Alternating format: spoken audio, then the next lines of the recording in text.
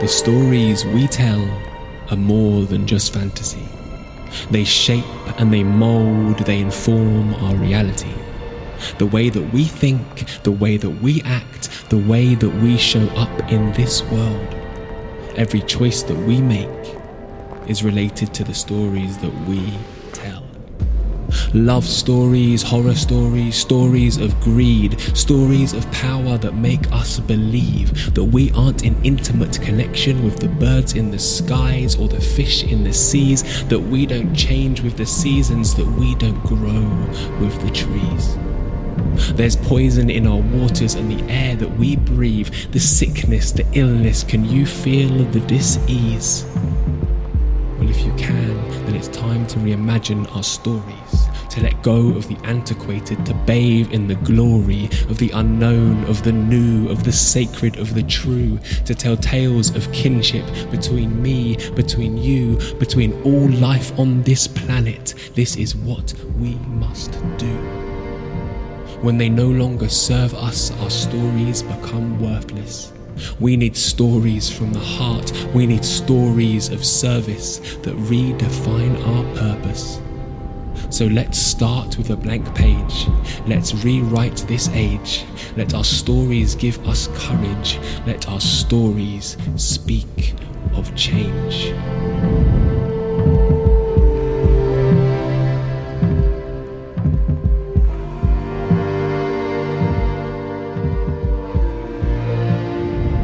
You're listening to the Spaceship Earth podcast with me, Dan Burgess.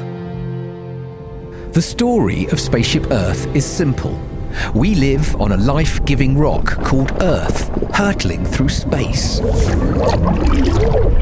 Like a spaceship, we have a finite amount of supplies with an intelligent operating system called nature, which keeps everything replenished as long as we all respect it and participate wisely. So a deep relationship with this mysterious system, along with spontaneous cooperation between humans and all life, is essential to keep us thriving and the spaceship flying. In this podcast, I'm in conversation with folk involved in regenerating life, shifting consciousness and reimagining how we can live more beautifully and peacefully.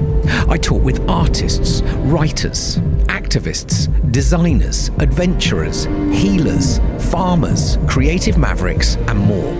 Their stories invite us to participate in the co-creation of life-sustaining cultures, in service to life, becoming crew on Spaceship Earth.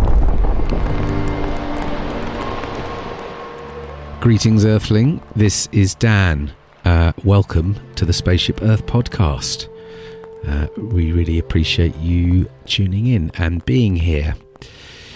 This episode is a bit special. Those words you just heard in the introduction were from the wonderful Mark De'Lisser, poet and becoming crew guide. And this episode has been created to honour the remix, our recent 3-month experiential unlearning adventure from Becoming Crew. Now, the remix set out to explore the power of cultural stories in these times, and not in a shiny, universal, human-centered way. It was an invitation into a deep, creative, relational inquiry, exploring the cultural stories we live by, while at the same time re-entangling ourselves back into the vast web of life, the world we have not made. The remix was an intentional space to explore the intelligence, interconnectedness, kinship, and mystery of life on this earth, and how that might shape and inform our creative practices and projects. The adventure departed in May, and we came back to these shores at the end of July. 37 crew from 8 countries participated, guided by myself and fellow guides Evva Semenowicz, Mark Sears, Mark De'Lisser and Kamara Venner.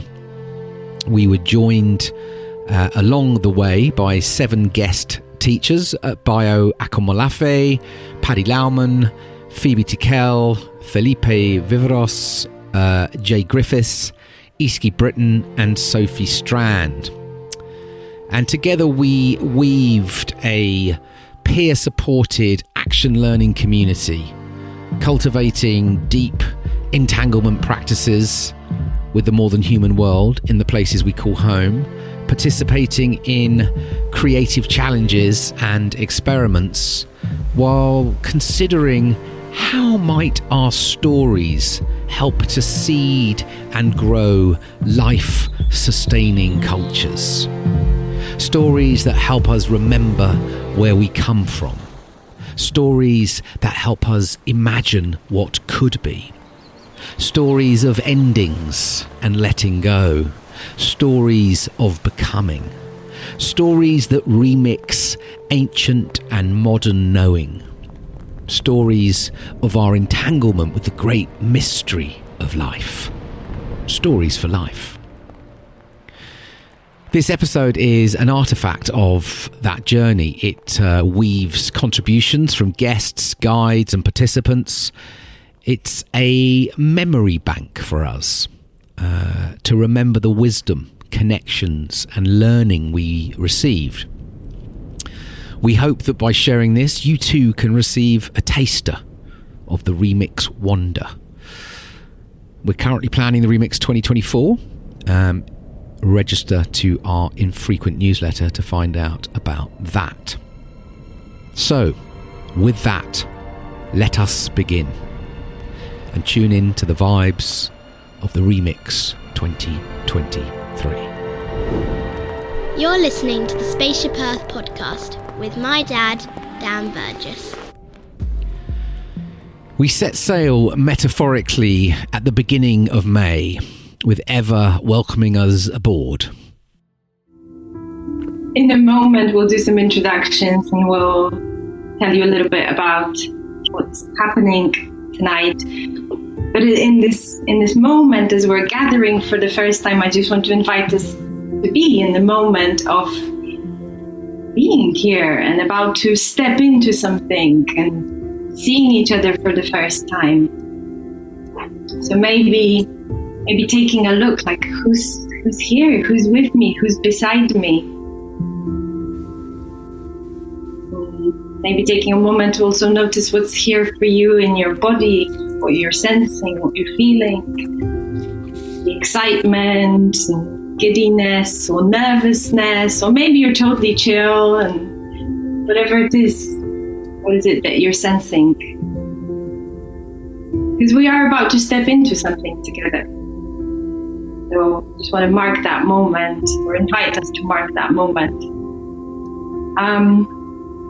So I invite you to close your eyes or keep your gaze soft for this next part. And you can do it sitting down as you are, or if it's accessible in your body and you feel like it, you can stand up for this moment. Just taking a big breath together, inhale. And allow the belly to expand, allow the chest to expand, and exhale. I'm here right now. And as we are about to step into something together, I invite you to, in your mind's eye, envision a threshold. That threshold could be the door. Clearing in the woods. It could be a cave or some crazy intergalactic portal. Just envision a threshold right in front of you.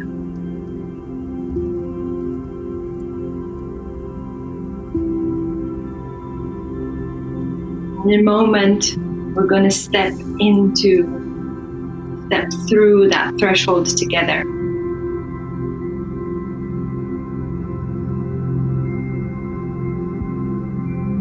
So we'll take a breath together, and after that breath, and I invite you to actually physically do it. You may want to take a step forward, maybe jump into it or crawl into your threshold, whatever your threshold looks like and whatever it's calling you to do, I invite you to do it, or simply visualize yourself doing it. So we'll take a big breath together. And then step into the threshold. After our opening ceremony, we were joined by philosopher, writer, and post-activist Bayo Akomolafe. I can think of no one better to load us up with provocation and wisdom as we cross the threshold from the realities of modernity and set sail. Bayo warned us that stories are not the full story. To open up and come into touch with what's not yet storied. To practice bewilderment and explore new, unfamiliar relationships with the world around us. Yes, but I'm grateful and I thank you for the invitation to be here. I felt at one moment as you were describing departures, my mind drifted to the stunning departures of the transatlantic slave trade, the departures from the Bight of Benin, the departures from the slave ports of those shores, right? And how those departures were stories of capture. There were stories of inadequacy. There were stories of the triumphalism of humanity, right? Where the human is the slaver, and the less than human is where the black bodies seized from the African continent. And one particular story about that story says, written by Femi Yuba, who's a playwright from Nigeria, and his story about that event, those events have become popular to those who are interested in these kind of things. His story is the trickster that, was a stowaway that snuck onto the slave ship. I love that story because of what it tells me about the partiality of the world. By partiality, I mean not being partial of something, not a moral formulation, but how the world is not fully intelligible to us. Let me put it this way. A dear sister of mine said to me once about a culture in the Americas, that an indigenous nation, that they say that there are 99 senses. There are 99 senses, not just 5, not just the Aristotelian 5 senses, but there are 99 senses. Making sense of the world is only one of them. Right? Making sense of the world is only one of them. I used to be a social constructivist, which is a fancy name for a scholar that believes that everything is reducible to story. That all we need to do is to happen upon a different story. If we want to address climate chaos, well, craft a different story. If we want to address racial injustice, well, craft a different story. It comes down to stories. Stories have a hold on us, right? And while that is true, it doesn't seem entirely so. It seems that there are other matters afoot when it comes to how the world worlds itself, right? So that in a sense, stories are the partial intelligibility of the world. Right. It's how we come to meet each other, not in a totalizing way, not in a final way, but the invitation there is one of humility, that there are other things that escape our stories. There are worlds outside of our grammar and our linguistic constructions that are powerful agents that will not be gentrified in our search for meaning, that will not be incarcerated by our linguistic structures, the subject, verb, and object dynamic, that there are worlds outside of story. So we need new stories, but new stories are not entirely left to us, right? So this is my offering as we leave these shores then in search of new stories. The invitation is to listen and to be in touch with the thing that is not yet storied, to listen and to come in touch. Maybe I'll put it that way, to come in touch and to allow ourselves to be met and to open ourselves to strange encounters. Maybe then the terms and the words and the phrases and the sentences for new stories will happen to us. The orientation here is to be humble, is to stay with the trouble of humility that we will not know, that what comes next is not left to us to know. Can we stay with the unknowing? So you might think that's a shriveled space, unknowing, but I think it's a very abundant place to be in. Like, there are so many stories to be told now with uncertainty and the lack of confidence and the loss of certitude that are waiting to be told. We then familiarised ourselves with the Stories for Life work with a session from my co-author, Paddy Lauman. Here we explored the proposition of stories as powerful technologies for these times, introducing the framework of love stories and horror stories designed to help us notice the deeply ingrained, often destructive and divisive stories of modernity that are present around us and within us, that are seldom questioned, that keep us charging along, too often oblivious to their impacts and increasingly their absurdities in the context of these times. So, first thing we're going to talk about is stories and this fundamental role that they play in shaping our reality, our perception of it. Now, we are all storytellers. It's an innate human practice and tool, one of the defining features of our species. It's easy to downplay stories as merely entertainment or news fodder, fluff that's designed to amuse us or distract us or pacify us. In many ways, certainly in Western cultures, this is exactly what they are designed to do. But as science now realizes, stories are the way that we think about, process, and learn information. Stories are mental models shaping how we think, feel, and act every day. And even the fluff is doing this shaping. As the filmmaker Jean-Luc Godard put it, reality is complex, stories give it form. And crucially, therefore, they also help us give it meaning. Bio says this is hugely limited. And he's absolutely right, of course. I like to think about the light spectrum with that in mind. I think the light spectrum, as you think about it, is sort of this wide, and our eyes allow us to see this, right? So there's all of this that we're not seeing. And the same is kind of true here with stories. But this is happening. This is stories of all kinds in all forms, from our myths, our legends, our parables, and fairy tales to our textbooks, blockbusters, taglines, and headlines. From the physical design of our cities and what that tells us about things, relationships, and values, to the design of our digital products, services, and experiences. You might say that stories are a bit like coding that programs what we believe, what we choose, and who we decide to be, and therefore ultimately everything we do. This makes them an extremely powerful technology. As a proverb from the Hopi community explains it, the one who tells the story rules the world. We are the reaction of strange encounters, the howl of the wolf, the meander of rivers. To see the flower bloom is to remember ourselves. And when the leaves fall away from the trees, we are reminded that one day we will leave this world. And it will still spin, and it will still turn when we have returned to the dirt. We give our flesh to the worms, our gift to the earth.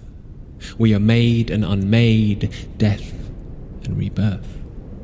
The procession of the moon, the cycle of the seasons, the migration of birds, the tide and its patterns. We come and we go. We are not the center of these stories. Stars will still be born once we've vacated our bodies. These stories tell us as much as we tell them. I wonder what stories will be told when our dream ends.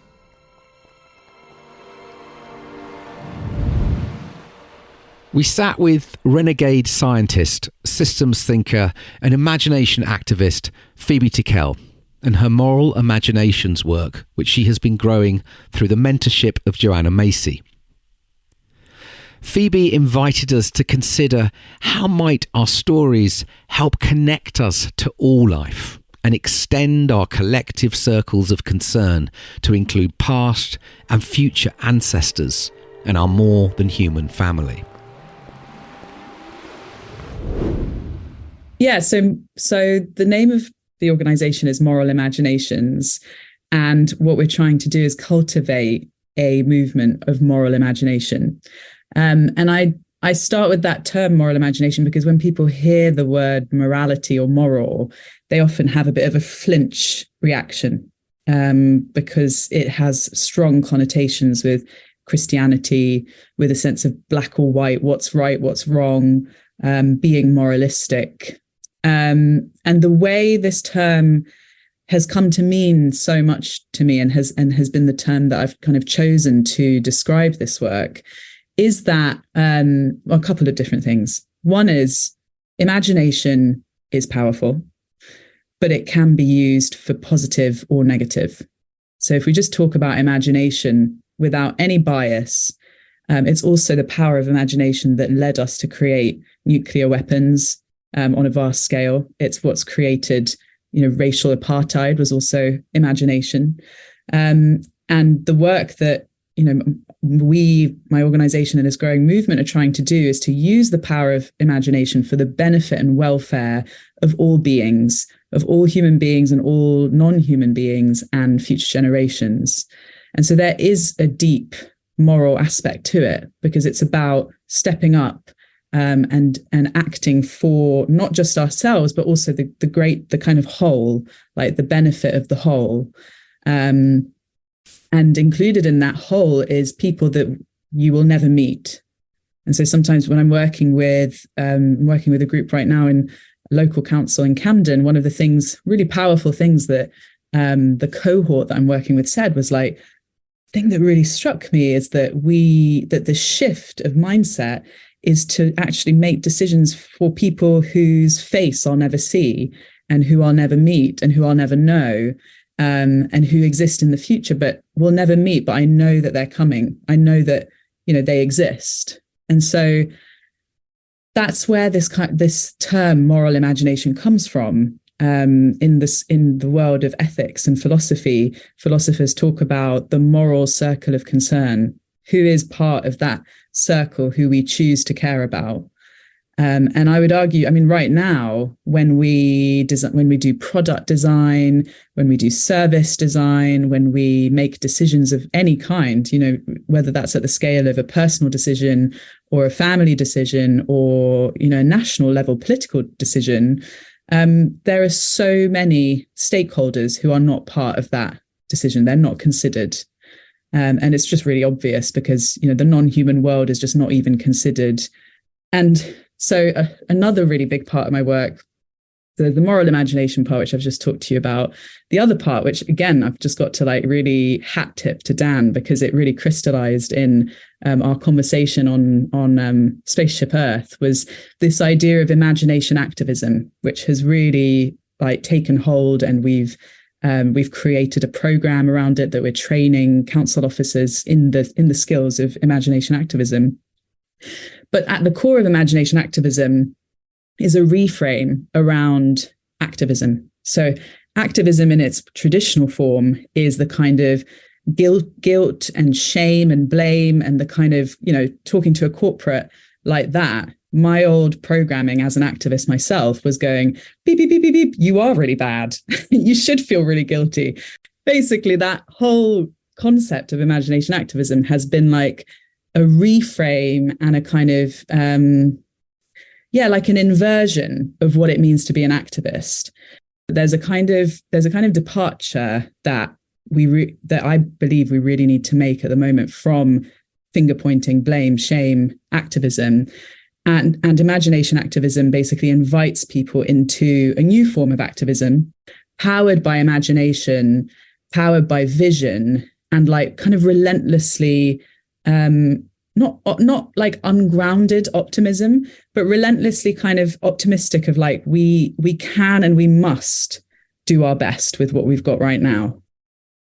And we're going to take a really short little journey in this moment across space and beyond time, and really come to feel into the fact that life is all about cooperation and symbiosis and relationship. It's not about competition, reductionism, and being an individual. Hopefully by the end of this, you'll be questioning what it really means to be an individual. So to start with, I'm going to ask you to focus in on all the bits of your body that are solid. We already started this.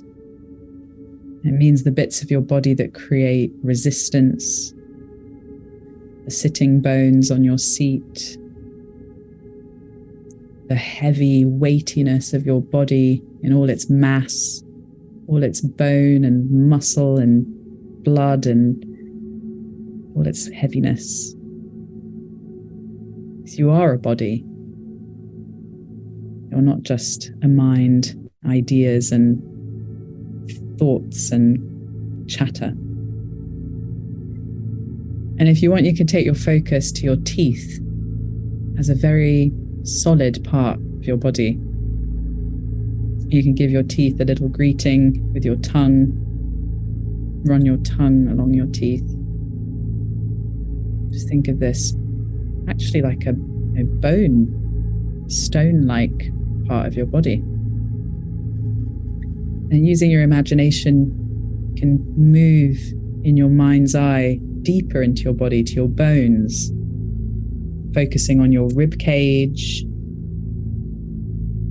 imagining your spine, all of the vertebrates as they connect and join, your pelvis. Imagine your thigh bones and sitting in the sockets of your pelvis. And these bones that you're imagining that are there deep in your body, they're made of calcium carbonate. And the atoms in your bones are exactly the same atoms that make up the rocks and cliffs outside. So now take your focus from deep within your body for a second out into the world. Think about these rocks and cliffs. Think for a second of the white cliffs of Dover. Huge rock that's been there for millions of years. The rock that's deep below our feet, the tectonic plates that move centimeters each year. And those white cliffs of Dover were created by millions of microorganisms that have broken down over millions of years. And those atoms are the very same atoms that make up your own bones. And in your bones, somewhere, there's at least one atom that used to be a long time ago in the bones of a dinosaur. So just focus into that for a second. You literally share an atom, at least one, with the bones of a dinosaur.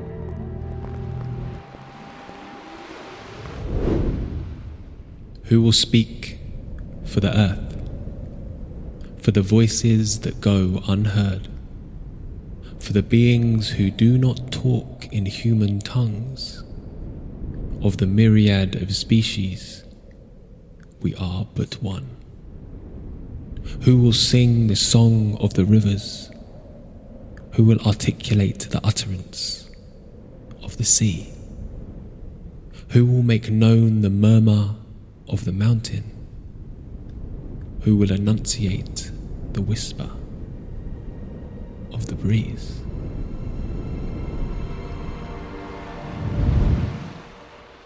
We spent an evening with researcher, strategist and culture hacker Felipe Viveros exploring narratives for cultural revolutions.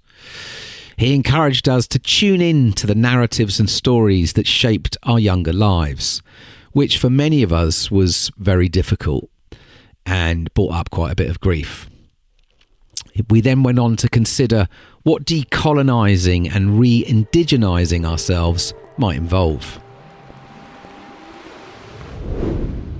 Yeah, and so I just want to share this little song I learned many years ago, and it's a prayer and an offering, and it's in Quechua.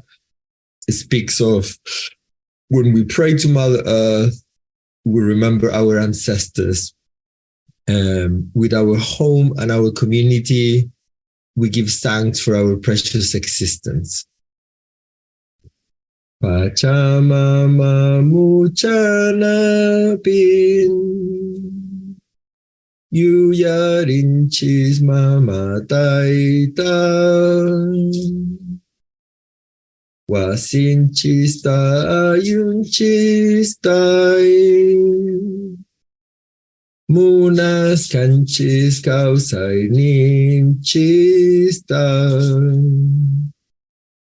And if you may, just think about who is your community, who is your sort of family, and when we talk about ancestors, who comes to mind? Your grandma, your mom, who in is sort of present in your line. We have sort of like often, so many incredible conditions for our own kind of happiness and well-being, but we are not just aware because we are looking for something else. So I think there's also, to community, I think is the sense of like the source or whatever you're going to call it, connection, and the sort of the kinship, the kin question, like connecting to the land, connecting to ourselves, connecting to the goddess, to God, to whatever we're going to call it, right? But the sense of like the sort of the source sort of question. And I think, there is also something very sort of specific and not general at all. And I think you frame it a little bit in your question, Dan, this question of like indigenous people are as diverse as the territories they inhabit, as the flavors, the colors, the songs, the prayers, right? And I think the same sort of like apply with us, and to an extent, right?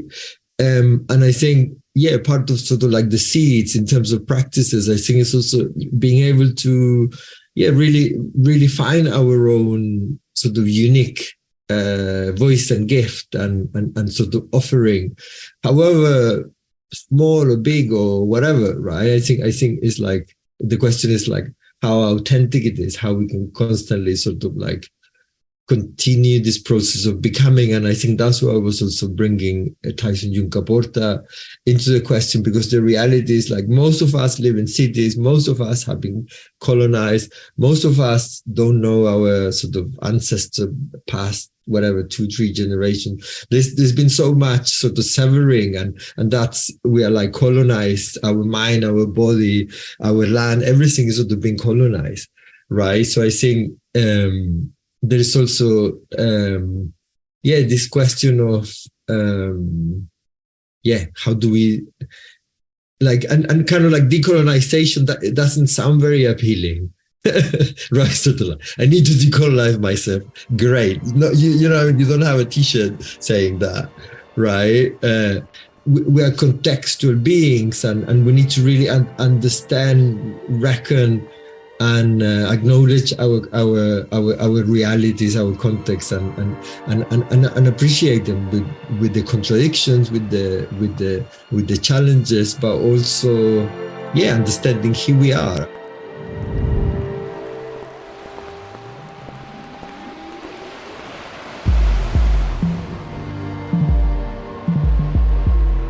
We live on a life-giving rock called Earth, hurtling through space. How bonkers is that? You're listening to the Spaceship Earth podcast. Writer and author Jay Griffiths introduced us to the misunderstood goddess of Nemesis, and why Nemesis is our friend for these times, representing limits and balance and the laws of nature. She invited us to explore the distinction between what seems real in our lives and cultures and what it means to truly tell the truths of things. Jay encouraged the cohort to trust our individual and unique story truths that can help us through these destructive times and sow the seeds for life-sustaining cultures. The Inuit people need Nemesis. Actually, we all do. But the dominant minority doesn't want her anywhere near them. Nemesis is the goddess for this moment. She's a goddess who gets a bad press. She's maligned and misunderstood. She's spoken of as if she were spiteful, vengeful, and punitive, as if she relishes the retribution she serves. Not so. She's the goddess of limits. She represents divine justice, specifically the importance of respecting boundaries. If you cross the line, you break the laws that are inherent in physics and metaphysics alike. You will suffer Nemesis, swift and certain. The teaching of Nemesis is an ethics lesson taught in physics. Nemesis is a goddess of Greek myth. Her greatest gift is in setting implacable limits and then policing them. She's the goddess of balance, so needed when skating. In the Arctic, temperatures are rising fatally as the Earth runs a fever. Ice disintegrates, wildfires burn across the tundra, permafrost melts. The perfectly balanced geography of the world, with its ice cap at the north and south, and the temperate and tropical zones between, is thrown off balance. A new dissonance wrecks the harmony of eons. The rhythms are broken, melodies howled out of tune. The seasons are colliding like delinquents, driving time into a vortex. The certain leaf-time knowledge of trees has turned to chaos. Birds starve in the confusion. The choreography of mating, flowering, and egg-laying is smashed. The birds flee to nowhere. Their feathers scorched, they're dying on the wing. The roses are evicted, butterflies are banished, and a wren is flung out with the garbage. The flowers hate each other as they fight over one last bee.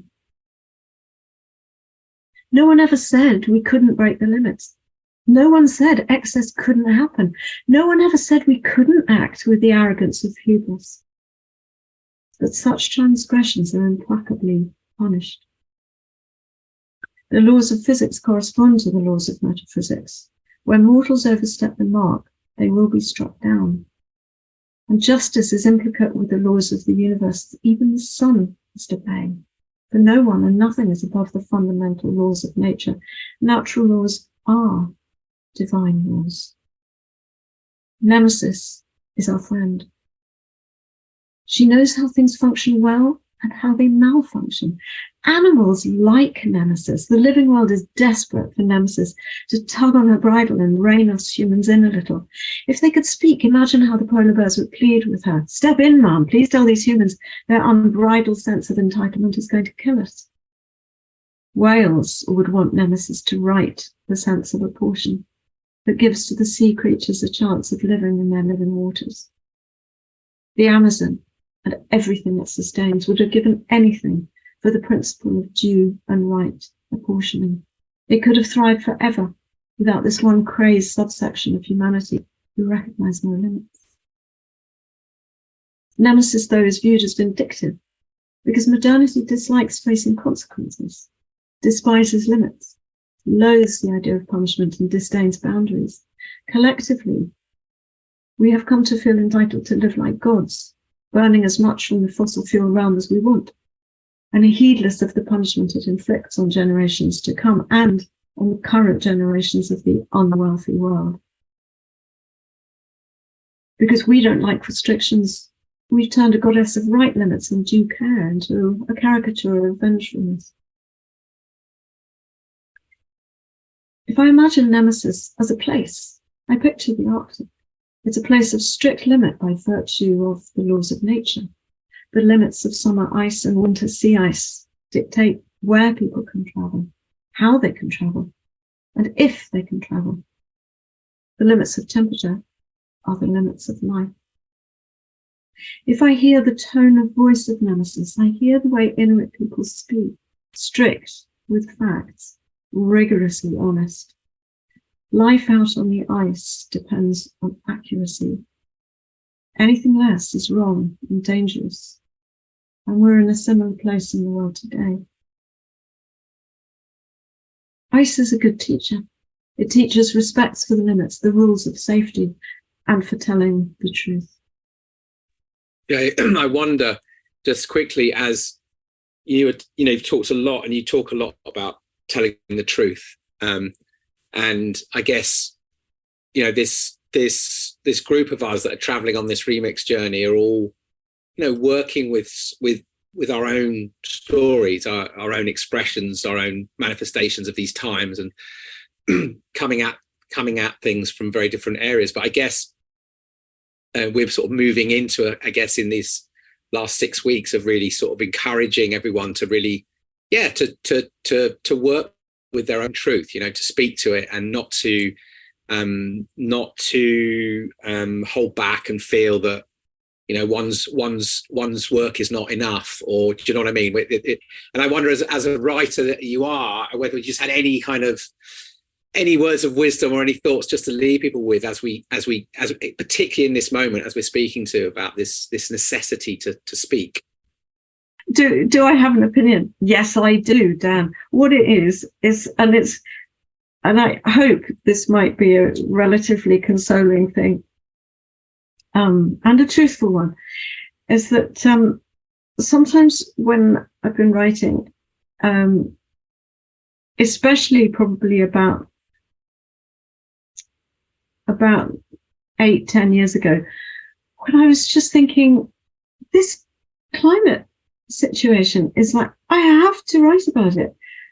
Extinctions, I have to write about this. The sort of, the state of everything, I have to write about it. And then I just kind of felt like, it, because it was so big and so complex and such a kind of, and also so political, because none of this is separable from racism. None of this is separable from sexism. It's kind of, it's such a, wicked problem. Anyway, and I was thinking, I don't know what to do, because it's almost like the bigger something is, the more it sucks meaning into it, right? Is that meaning in writing comes so beautifully from the little things that then reach into the universal. And these kind of like, it's like kind of trying to make meaning out of a black hole. It just, that it's so enormous, and you can end up feeling that all you're doing is just throwing a few big splats of words around about this and then this and then this and then this, and it means less and less the larger your kind of, the larger your sort of palette is, as it were. And anyway, so I have really struggled with it, because it's also like, I can't not write about the situation that we're in, because the responsibility rests very heavily on all of us, wherever and whoever we are, and whatever our position in life is. And then I was thinking, actually, properly, of course I can't write successfully about everything, because I just would write rubbish and nobody would want to read it, because it would be just kind of big fat splats of words all over the page. And then I thought, properly what it is that we are collectively making a mosaic of our times and writing into our times. Each of us has got one tile And the point is that we each make that tile into something that is as significant, as beautiful, as powerful, as important as possible.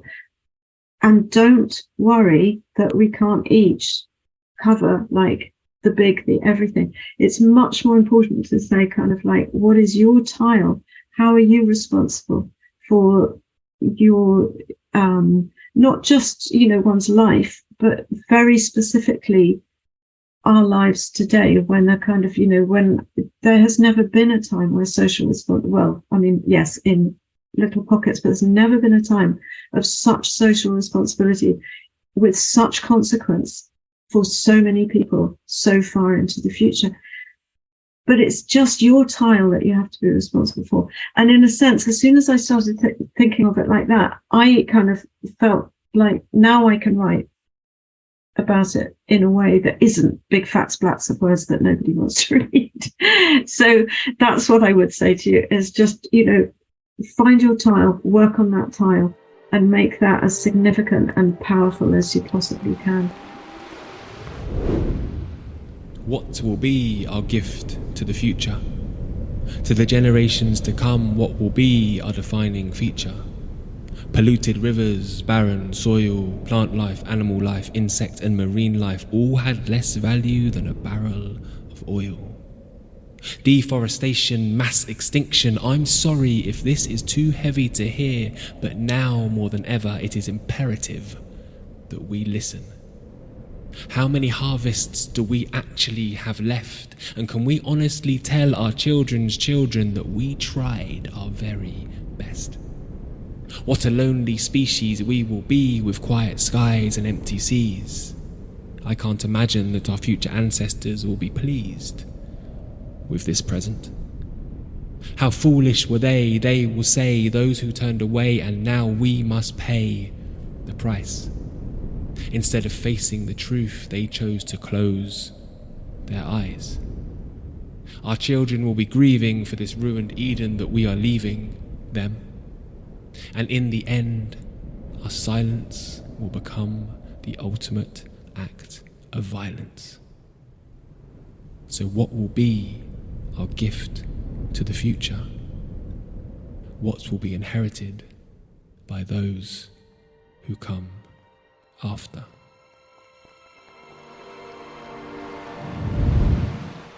During the remix, we witnessed 3 full moons, the summer solstice, and encouraged the practices of ceremony and ritual to connect us more deeply to the rhythms and patterns of the earth. Many of the crew built a deep entanglement practice with our more than human family in the places they call home. Becoming crew guide Mark Sears invited the cohort each week into a practice invitation. It's this time next week, we will be just approaching the longest day of the year. In 8 days' time, for those of us in the Northern Hemisphere, which I think is everybody but a couple of people, it will be the summer solstice. So with that in mind, we wondered if we could invite us all to use that as an opportunity to play a little more. And I suppose while we're thinking of more indigenous or original ways of knowing, I think the times like the solstice actually matter. They are times where we can start to notice the things that are happening out there in the more than human world and start to think about how they are mirrored in ourselves. And I like to think of the way that the light moves throughout the year as almost like a pendulum.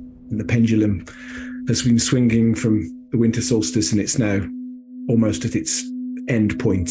But if you watch a pendulum swing, there's that beautiful moment at the end of its swing where it almost for a second feels like it's paused. And I guess that's that point of that solstice. And the word solstice literally means sun stands still. So I thought the invitation might be to just pay attention to that moment at the end of that upswing or downswing of that pendulum when the sun literally stands still, and take some time, whether that's in our entanglement spots or whether it might mean getting up early and seeing a sunrise on the solstice or the sunset or even doing both, just taking some time, as in the way that at the time that this sun is standing still, that we might just stand still in that moment and just notice what's coming up for us. It might be that this is a time to get up really, really early and do a dawn chorus and actually sit and listen to the dawn chorus, because it could be the last chance you get this year.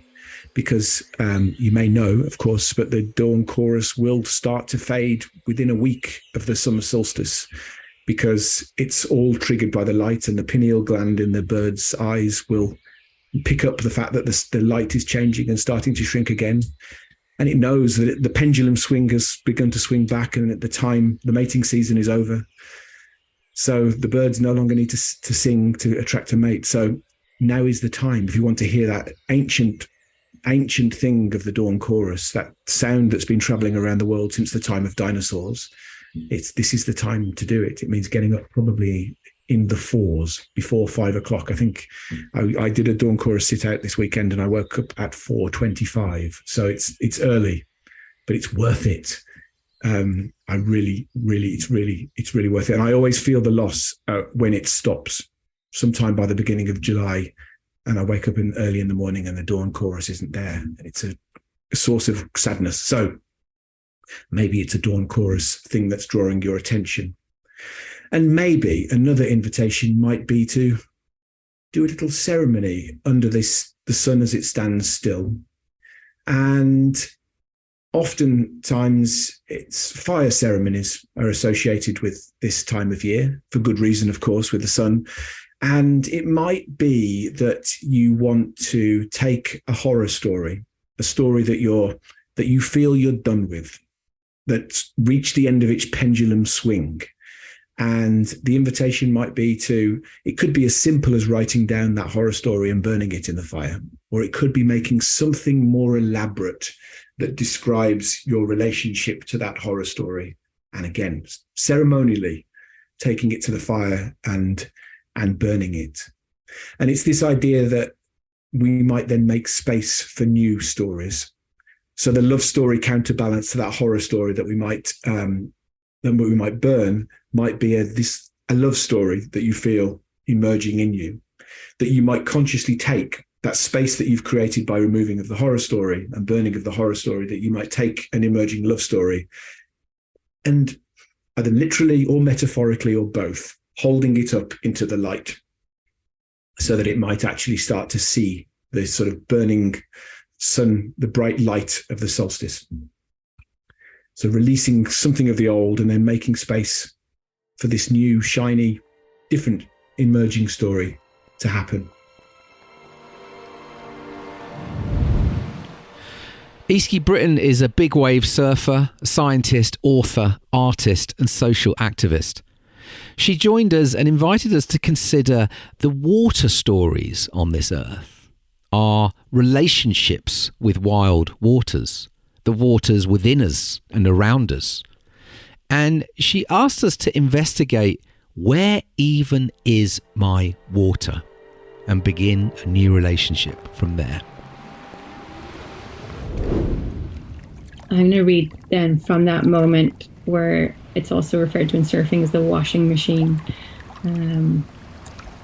I open my eyes again and it is dark. The sound is different underwater, both louder and quieter. After a wave breaks, there's a kind of reverberation. The surface of the sea acts as a reflector, sending sound coming up from the sea back down again. My mind floats somewhere above the chaos, allowing my body to soften. And for a moment, it feels like I am water.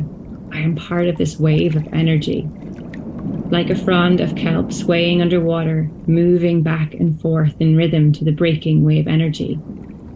The kelp appears supple, fluid, its movement is effortless, and yet it holds fast to the reef and isn't ripped away.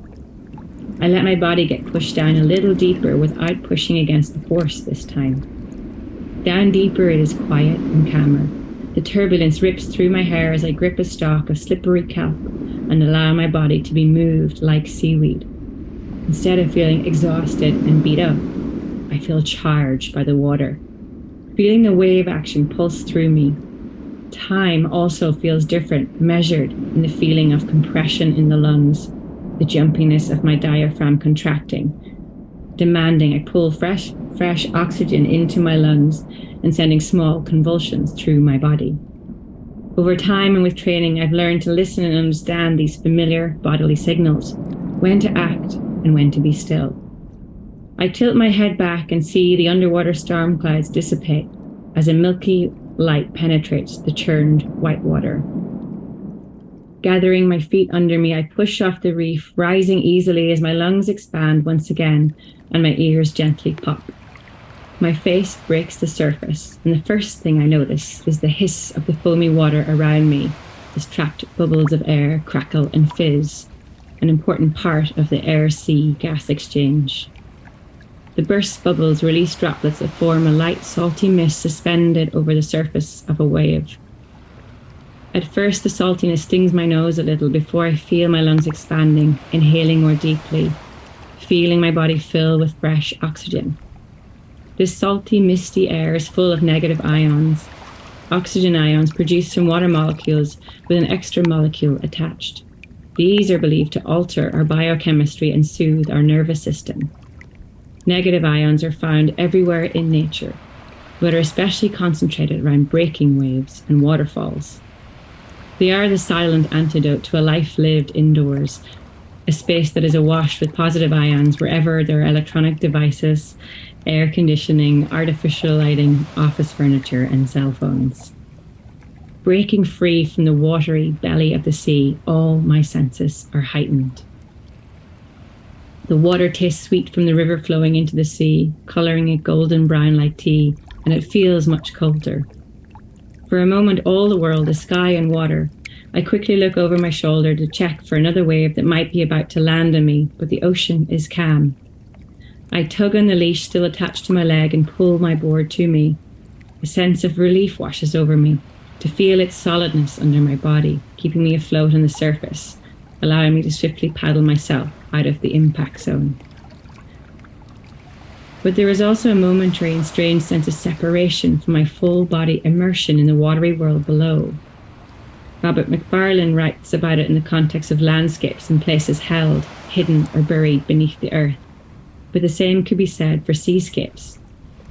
Below the surface of the water, there is an entire underworld. These wipeout moments, to borrow from poet David Whyte, are an invitation to be borne away, reformed and revealed by the powerful flow. Softening into the force of the wave, rather than resisting it, counters any tendency for other emotional waves to overwhelm me from the inside. Waves of self-deception, self-doubt, and a need to control the story of the world around me. This should not be mistaken for a passive act. Meeting the wave in this way is an active embodied exchange, coming into deep contact with life, feeling the intelligence not only of my own flesh and blood, but also the aliveness and intelligence of the water. This intimate and visceral connection with water reminds me of the simplicity and power of these moments of encounter in nature, even if they are fleeting.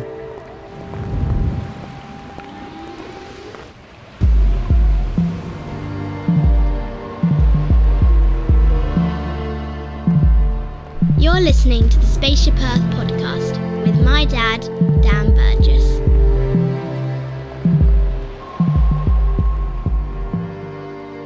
Over the 3-month journey, many beautiful stories, poems, essays, and even films emerged from the cohort as the practices developed and we encouraged ourselves to work more openly with our vulnerability and our not knowing. Okay, entanglement. Entanglement is fluidity in grayscale, stuck in a grey area, a one-way or no-go area, in and out the picture to capture the moment that switches and passes like the wind or the clouds. Silence out loud, silence to shout, breathing in deep and exhaling with your mouth closed. Entanglement and twisted whistles of the tongue, feelings, emotion held in for too long. Knots and bolts that held on for too long, longing to let loose and get bruised by the truth or dares of life's groove. Think smooth but move jagged. Silly times of smartwatches. Not quite clocked it, but it's clearly ticking. Collected time, second guessing, and wasted mind, awaiting approval. When I have proved all, I am the proof fall. Fail proof, faint loose, paint truth, hate rules. Sack it. My dreams, vision and plan, yeah, I'm willing to back it. Ball rolling, my moving hand, yeah, I'm feeling to wrap it. See, my thoughts are heating the fan while yours seem to be deceiving, man. That's politicians, man. Laugh out loud while clocks run wild. Free range, wild cage by the fears of coming across deranged. Bridges over broken fences, built bricks of truth over defenses. Street truths believe the lie. Peak news abuse the tribe. Mixed up the truth with lies. End game to lose or die. Thank you. Remembering. We are all animists by nature. Though most have disregarded this, always some of us remember. Resurrecting the angel's body, recalling that it needs to breathe, to fly to sacred springs and dreams. Memories are stored far deeper than the mere brain, which may falter or fully fail like all the body. The cells themselves remember, carrying ancestral visions from being to being to being. Often, I have appeared to myself as a heron, flying overhead at pivotal moments, inspiring hope. Other times, I have simply landed next to myself, my unyielding eye fixed on some distant imagination. All things contract and expand, burst into blossom, song, ecstasy, shrink into distance, dormancy, decay. Jellyfish pulsate like quasars, electrons quiver like frightened rabbits, a cosmos of interdependence. Sometimes transformation by degrees, at others rapid and confounding, yet those recollections persist through womb, tomb and cocoon, compelling us to eat, to breed, to grow, to die, to rot, to feed. As we approached the end of the remix journey, as we came back towards the shore, we were incredibly excited and honoured to have the wonderful human Sophie Strand with us to bring the Remix 23 to a close.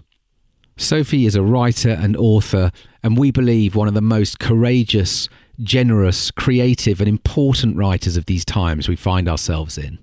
Her work invites us to consider and pay attention to new relationships with life within us and around us, something which feels so vital and alive when so much destruction, divisiveness and exhaustion exists within our modern cultural stories. Sophie's session with us was entitled Confessions of a Compost Heap, Narrative Dysbiosis, Self-Fermentation and the Power of Rot.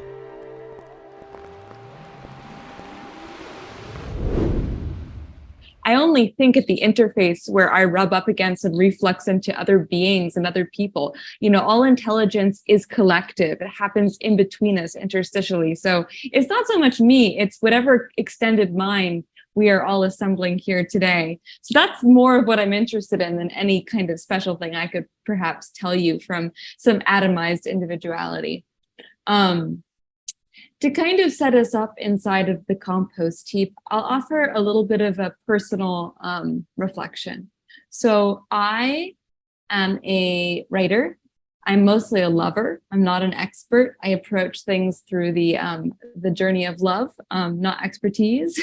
And I follow that love like a bee follows its desire into the flower, incidentally pollinating other things, but not really knowing what it's doing. So I just hope that if I follow my love, I will incidentally pollinate something. And I also have a, by the Euro-patriarchal medical paradigm, have a incurable genetic illness that is degenerative and will kill me.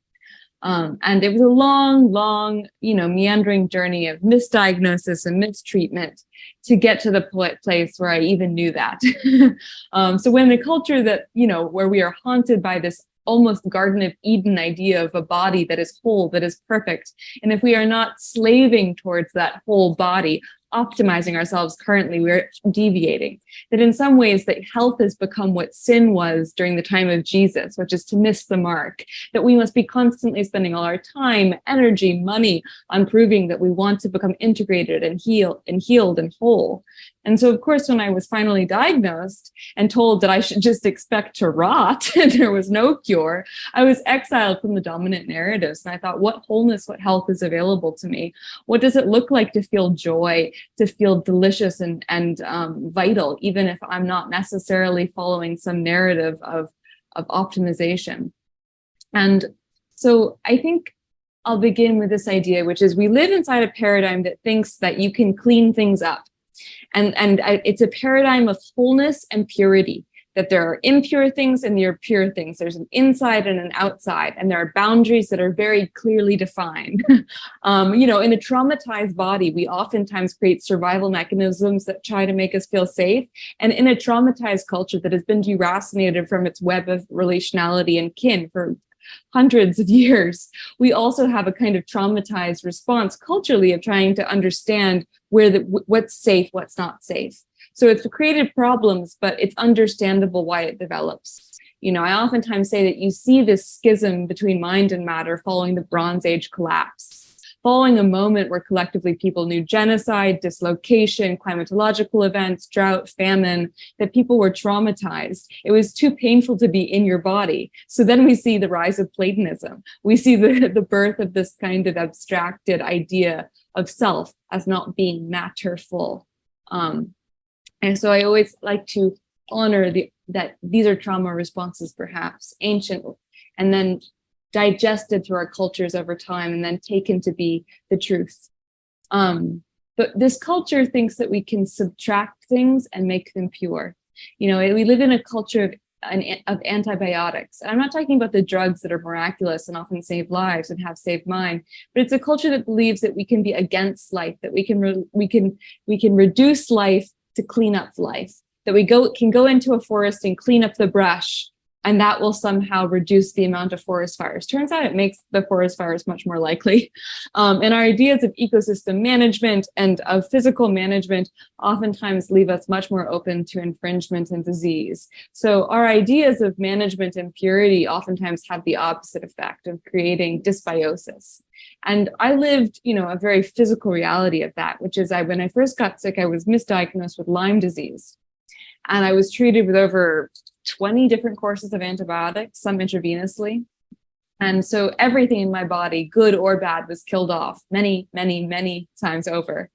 And at the end of that, there was no biome in my gastrointestinal tract. And so there was way too much open real estate for monologuing pathogens and yeasts. And then, of course, to go in and kill those would only leave more open real estate for another terrible being. And so I reached this point. I was also doing detoxes. I was also involved, when you're desperately sick, you'll turn to anything. And that's where a kind of spiritual bypassing New Age spirituality is really, charismatic and also dangerous, which is it tells you that you need to lift your vibration, that if you're sick, it's because there's something dark in you and you need to purify yourself. You need to eat less food. You need to take more detox teas, spend more money. You need to live cleaner. And if you're sick, it's your fault. And so I went really deep into this purity modality, both in terms of intellectualism, in terms of medicine, and also more holistic New Age modes of healing. And funnily enough, the more sterile my life got, the sicker I got. We've shown that mice that are raised in sterile laboratories are more prone to schizophrenia, to diabetes, to obesity, to all different types of sicknesses. So it's dirt we need. It's not sterility. The more we kill off, the more space we give for these monologuing pathogens. I oftentimes say that, dominator culture is a kind of monologuing pathogen, that colonialism comes in and it kills off all these other stories and it leaves up enough real estate in the narrative gastrointestinal tract for one monologuing pathogen to take over. So the answer is not to subtract, but to add. So I always want to invite people into a new paradigm of addition rather than subtraction. All our medical and psychological models are about diagnosis or analysis, creating knowledge by separating off from. That's literally, diagnosis means, and analysis means to cut the ship from the harbor, to separate off from. And diagnosis means to create knowledge by separating from everything else. And I sometimes say that is not how resilient ecologies function. That, an ecosystem is resilient to anthropogenic harm and climate change in as much as it has biodiversity and more nodes of connectivity. So how can we possibly think that we're going to achieve psychological or physical health by separating ourselves off from the culpability, the weirdness, the risk of being involved with other beings?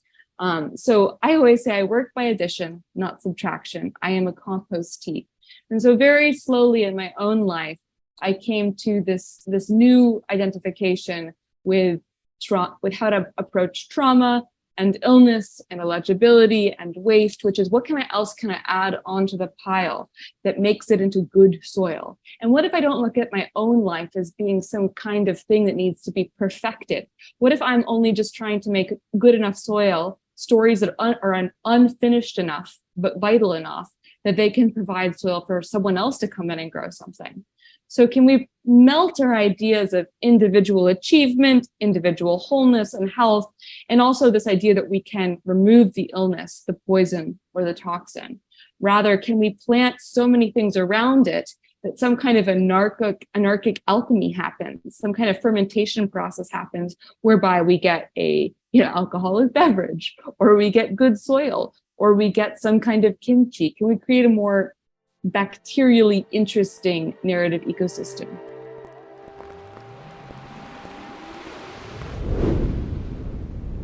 The beautiful alchemy of decay, to be broken down and then born again in a new way. So what are you willing to throw on the compost heap? Can you dig down deep and allow your old stories to die? Only to witness the rot and the decay feed new life? Death gives way to life, gives way to death, gives way to life. A dance between rot and ripe. Life gives way to death, gives way to life, gives way to death. Offer your notions of self to the worms and watch them break it down until there is none of you left. Decompose your bones and let them grow new futures. Once again returning home, once again becoming whole. As decay melts away your singular self, let every part of you feed this world. Let every part of you feed this world. The beautiful alchemy of decay, to be broken down and then born again in a new way.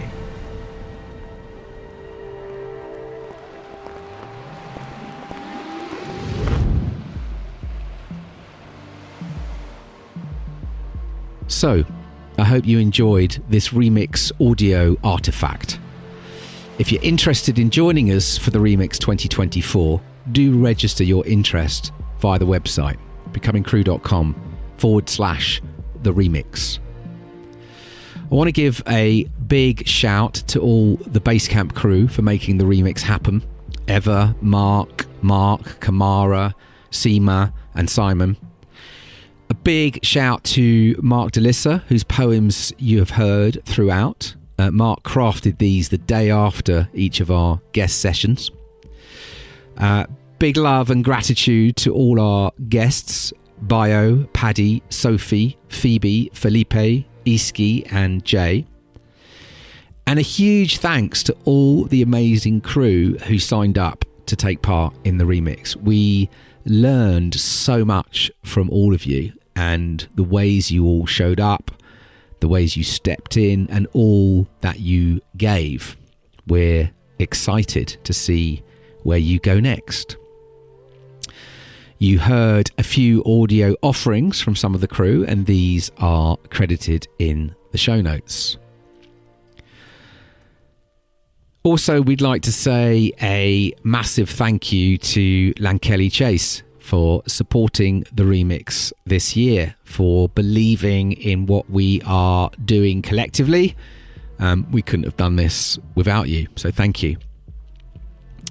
I'm going to play out with an audio offering. It's from the Stories for Life animation. It's from the edit we made for the Glastonbury Music Festival.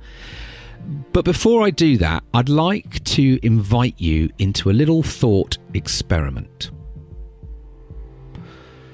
I want you to consider the stories that you carry, the stories that guide you through this life, that shape what you think and how you act with the world around you. The stories that define you. And then to consider, whose stories are these? Are they yours? Or were they passed on to you by someone else? From someone else's imagination? These times are calling us urgently to let go of the stories that are dividing us as human beings and destroying life on this earth, and to carry and live by new stories, stories that can help us to shape life-sustaining communities and cultures. Thanks for listening. Until next time. Peace and out.